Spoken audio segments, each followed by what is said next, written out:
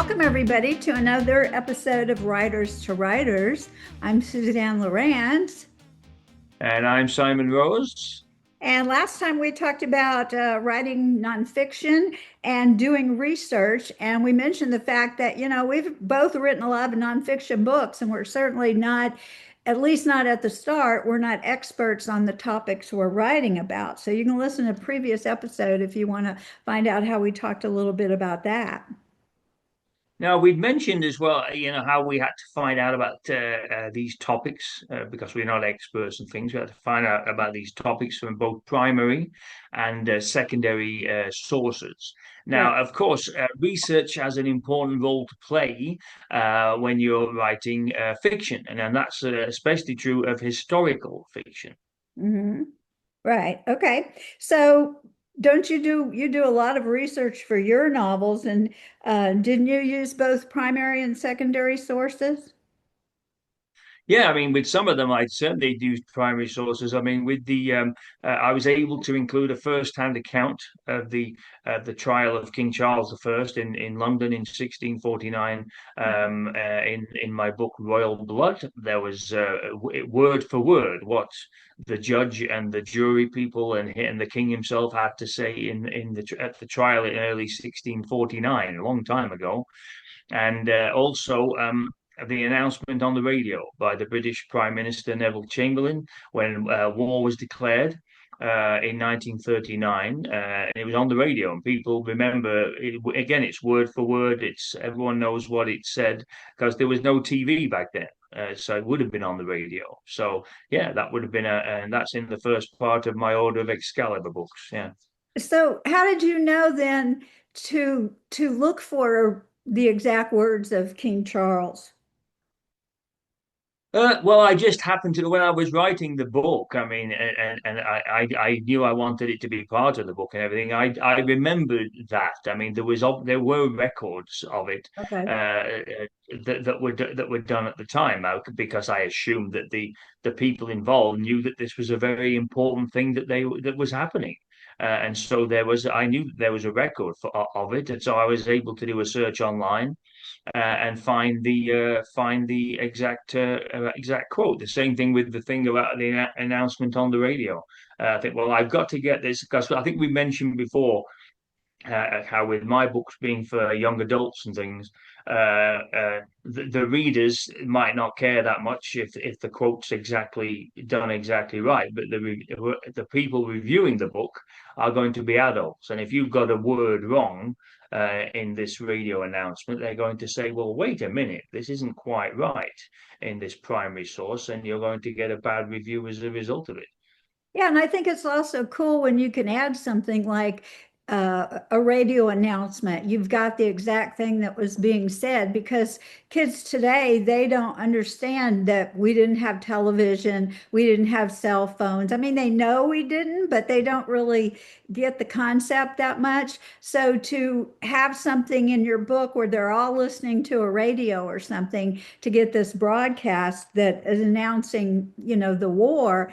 I just think that adds not only authenticity to your historical nonfiction, but it just makes it more interesting. And then also, I know as a writer, when I can uncover things like that in my research process, it makes writing the work more fun, you know? Yeah, and that's interesting that you mentioned that where you uncover things when you're writing them. I mean, we mentioned that before about Mhm. how although yes, we're doing research, even when we're writing nonfiction about animals or weather patterns or whatever it may be, while we're writing the book, we discover things ourselves as well. I mean, with my book, The Heretic's Tomb is set in the time of the medieval period. It's set in the time of the Black Death, not a particularly jolly topic for a story, but Uh, it's set in the time of the Black Death. Now, I would say obviously, but yeah, I was aware that they didn't have modern medicines back then. Certainly didn't have modern medical equipment. I was aware of that.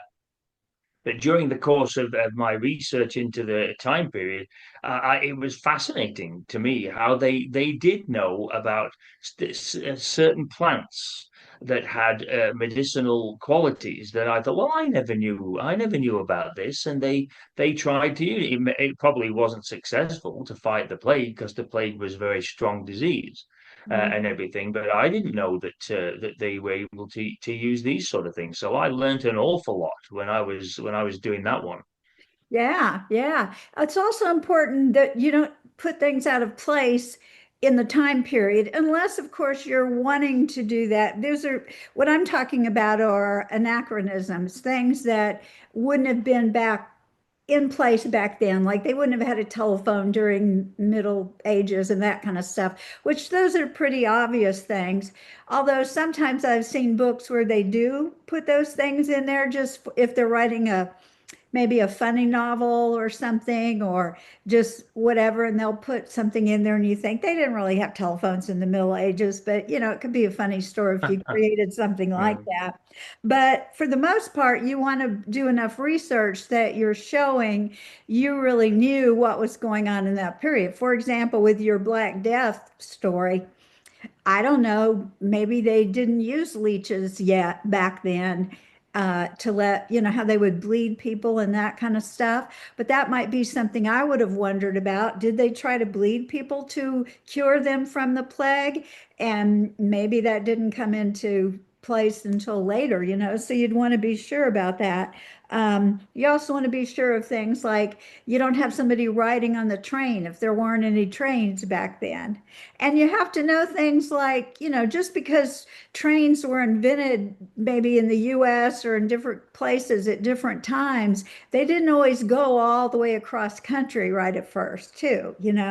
So somebody might have gotten on the train and they didn't go very far because there wasn't much railroad track laid yet. So you don't want to write a story and you have them going from New York to California on the train, and they didn't have that back then. So you've got to be, This is it, isn't it? I mean, it's a case of things that you learn about things as you go along. I mean, one of the things as well is not including some very big invention like printing. When printing was developed, and Mhm. you've got somebody reading from a printed book before printing was, and he's like, well, wait a minute, you've included this in your story about somebody reading from a printed book, and it's just a little bit, even if it's only 10 years out of place.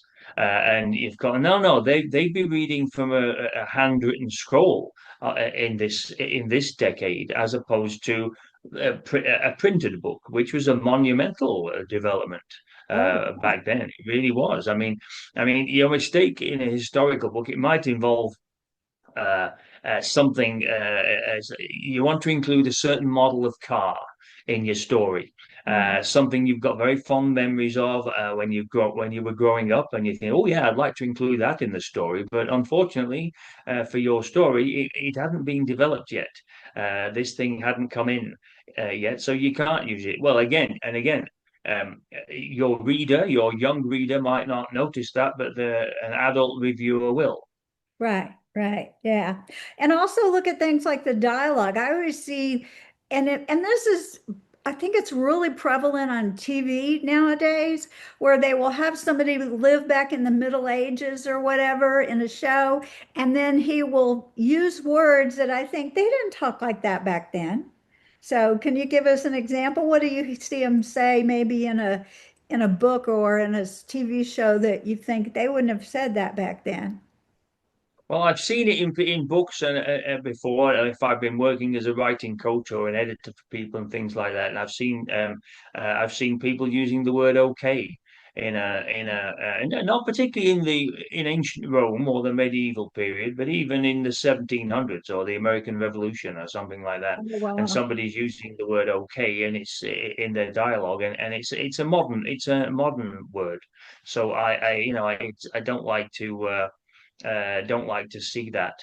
in that time. I mean, there are other times I can't think of specific examples, but there are other times when the dialogue just doesn't seem to fit. It just doesn't seem to fit the time period, even if it's not that long ago, even if it's only 50 years ago or something like. It just doesn't seem to fit that time.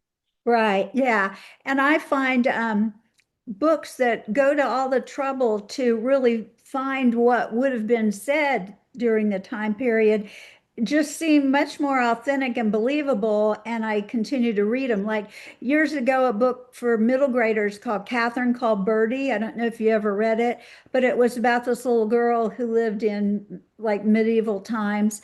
And she was going to curse all the time. She liked saying this curse word, but it wasn't a curse word we would say now. It was what they would have said back then, which sounds pretty okay now. It doesn't sound like something so awful somebody would say. But I also see a lot of these shows on TV now where they're going back in time and they will have the characters say curse words, mainly the F word.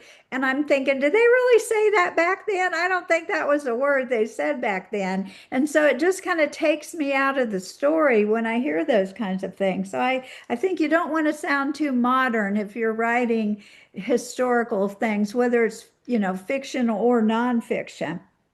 So, Now, you've still got, and although we've been talking here about writing historical fiction and things set hundreds of years ago and things like that, mhm. I should point out as well that technology, of course, is being developed so quickly these days. It Oh, has done yeah. certainly since the turn of the century, that's for sure. And it's important to get your facts straight, even if it's set in a time that we might not consider at all as historical fiction. It's only 30 years ago. So you think, well, is that historical? Well, to us, to you and I, it might not seem that way, but I suppose it is in some ways, especially with the technology changing so quickly. Right. You just have to remember things like we didn't all have a cell phone back in the 70s. People were still going to the phone booth to make a phone call, maybe if they were out somewhere. Didn't have mobile phones. Texting wasn't something we did. Cable TV. People didn't have 50, 100 channels on the television, just things like that. So you can't have your character, if you're going back to the 60s, you don't have your character taping their favorite show. No, they just had to wait till whatever night their favorite show was on and go watch it or they missed it. So a lot of those things you've got Yeah, to be exactly. You, careful. you look at research, just like when it's important when you're writing historical fiction, it can also be critical if you're writing a story that's set in the present day, just to make sure that you're getting everything right.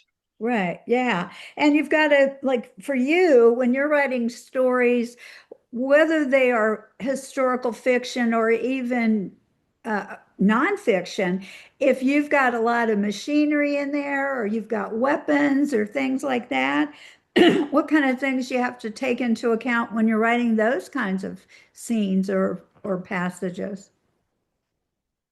Well, that's the thing, isn't it? I mean, what how many with the machinery, how does it operate? Even if you don't have to understand exactly all the complications of how it operates, you've got to sort of have at least a bit of an understanding as to how it works, and with a weapon, how it operates, how many rounds it fires, that sort of thing. Mhm. How long it takes to get from one geographic location to another, and if the story might take place in a part of the world you've never been to, so you're going to have to look into that, and get just like when you're writing historical fiction, you're going to have to look into that. I mean, we've mentioned things like medical procedures and but also you look into scientific experiments, animal behavior, weather patterns, all sorts of things, really. And just like we said when we've been talking about writing non-fiction, there are lots of places online to find the information, but you need to double and triple check things. Even it's always advisable to do that. That even if it's something that you think at first it can't possibly be wrong, it's a geographic fact. It's got to be right. And everything, but then when you check it again, it contradicts what you looked at earlier, and you find out that it tells you that there's a different distance between two different places, or there's a different date associated with when something was founded or built or something like that, even if it's only a difference of a year. And so you've got to make sure that it's advisable. So even check it over. It's research things all the time. It's always advisable. Right. I had that happen in a book I was working on one time where I had something where people were going to some specific place, and I didn't realize that um, it was different than it originally was because the original place had burned down and this one was replacing it at somewhere else. So if I hadn't have thought to go back and research, I would have had them going to the wrong location at that time period because they wouldn't have gone to the original one now because it burned down. So I had to know to do that. So, I mean, there are just so many things you've got to check and double check because you can get it wrong. Like you say, it might have told me, yes, that was the original location for such and such. And I would say, okay, I've got it right. But then if I didn't keep reading that, but it burned down in, such and such and was replaced by whatever in the year 1977. And my story takes place in 1978. And I've got them going to the original location. Somebody's going to know I didn't do my research well enough, to get that Yeah, and the thing right. is, even with things like technology and things like, even if it's plausibility is important as well. I mean, I suppose this is related to research as well. It's important to make sure it's plausible. I mean, even if you've written like I have, I've written stories about time machines and things like that, some sort of fictional invention, it still needs to be explained. At least to my young readers, anyway, it needs to be explained, and that might involve research. I mean, you may have thought of something that again you might be able to adapt and put into the plot and everything, and so you'll be doing research again. I know I've done this sort of thing over the years, and with historical fiction and fantasy and things set in an imaginary universe, your story still needs to make sense and everything. And I know I've done that when I've written some of mine. One of my upcoming ones, some two upcoming books, when I've been giving them what I thought was a final read through, I found that I've got some things that don't make sense, even though I thought the thing was finished, and it's like, no, this doesn't make sense as part of the plot here. So you've got to go back and look at what it says in the earlier chapter and do that, and that's but it could involve research again. And part of that is your world building when you're creating fantasy worlds and things. You've got to create things where it makes sense within that world, which may be like time travel. Obviously, you can't research that in terms of how does it work because we don't do time travel as far as we know. But you have to make it plausible within your story. And my husband and I are watching the movie Hail Mary. Have you seen that one? That's No, on. don't think so. I read the book too, and it's science fiction, but it's all about this guy who goes on this spaceship and he's trying to save the world because these creatures or microbes or something are eating up the sun. And so, in so many years, the sun will be gone. And of course, the planet we live on won't be able to do anything. We won't be able to grow crops. People will starve, all this kind of stuff. And he encounters this creature up there in space from another planet. And of course, they don't speak the same language. So his character has to create some kind of way that the characters can communicate, which he does. But sometimes do you find when you're watching shows or reading books the way they explain things, you just have to kind of go with it, even though you think, well, I don't know if that would really work. But for the basis of the plot, you just go, okay, that works. So for example, when he created this system where the characters were talking to each other, I just thought, I don't know that that would work. I don't see how that works so quick, but he couldn't have advanced the plot of the story without the characters learning to communicate the way they did. So you just have to make things plausible, that, okay, that could work, even though I don't really see how it would. So you don't have to explain every single thing in detail necessarily, but just set it up so where your No, no, character, not particularly in detail, but I know when I get the idea for a story, in the first place, the initial idea and everything, I've got, especially if it's a time travel story, I've got, well, okay, I want to do this. They're going to go back in time in this story and everything, and I haven't quite worked out yet how they're going to go back in time, but I know what I don't want them to do is they're not going to just simply disappear and go back in time and appear somewhere else. Well, how did they do that? Did they find a piece of old jewelry or some artifact or something like that? And that's interesting with time travel stories as well. Is that if they're going to go back in time and they're doing it with a piece of jewelry. A piece of jewelry is quite small, and it can be put in your pocket, so that's good. I mean, you don't want to be traveling back in time carrying a basketball, for right, example, because right. that's it just doesn't work. A magical basketball you could touch and then go back in time, but how are you getting back again? Yeah, right. The beauty of a piece of jewelry is, or a coin, something you find in the attic. I did that in one book. Something you find in the attic, you can carry it around with you in the other time period, and use it to get home. But the beauty of that is as well, the coin or the piece of jewelry can also be lost, Right. That's what and I'm then the thinking. character has to go on a quest to get it back from the evil villain, and stuff like that. So I've done all these things in the past, at one point or another. Yeah. Yeah, yeah. And they do, books, they change things up. Like in the Twilight series where the vampires, came out in the daytime, which in previous vampire books, you couldn't see vampires in the daytime, but she just created it to where, well, they lived up near Seattle where it was always kind of cloudy and whatever, and they could do it as long as it was like that, but then they had to do all these other stuff. So you just sort of set up your own little worlds and make things plausible for the reader. But it is good to still do some research to find out, well, what would actually work for this kind of scenario and things. So I always find the research part, fun to do. And one thing I would caution people though, because we mentioned technology and how everything's changing, we can use AI for a lot of different things, but just be careful if you're using it for your research because you have to double check all the time. It will give you information. If you take it as fact, it can be incorrect.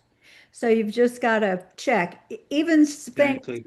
Yeah. Even things as seemingly simple as if you say, "Could you give me a chapter by chapter breakdown of a certain book?" Okay, and if you know that book and it gets to a certain chapter and it starts telling you what's in that chapter and you know that didn't happen there in that book, because I've had that happen.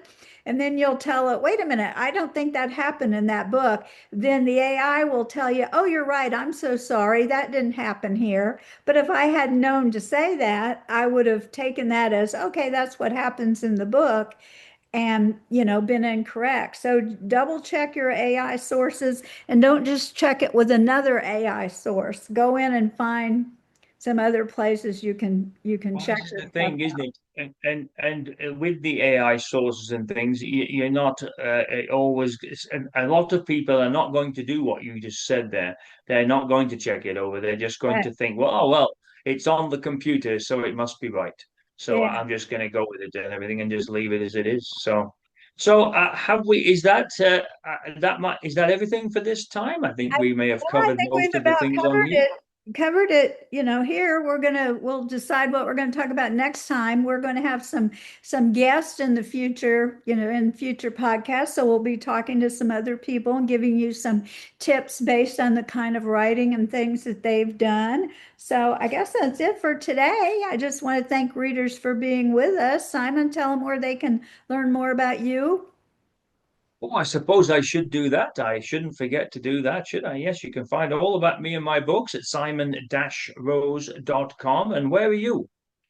I'm at rightbythesea.com and also at Morning Nudge. If people would sign up for my free weekday news, it's not a newsletter, it's just a little email with some writing tips and resources, but I do that Monday through Friday, morningnudge.com. And be sure to subscribe to the podcast if you haven't done that yet, so you'll be notified. Just put the little bell at the top here where you'll be notified each time we have a new episode, but we are posting episodes weekly now, so check back every week. Right. Oh, So we shall see you next time. right. All right. Thank you. Bye, everybody. Happy writing. Happy writing.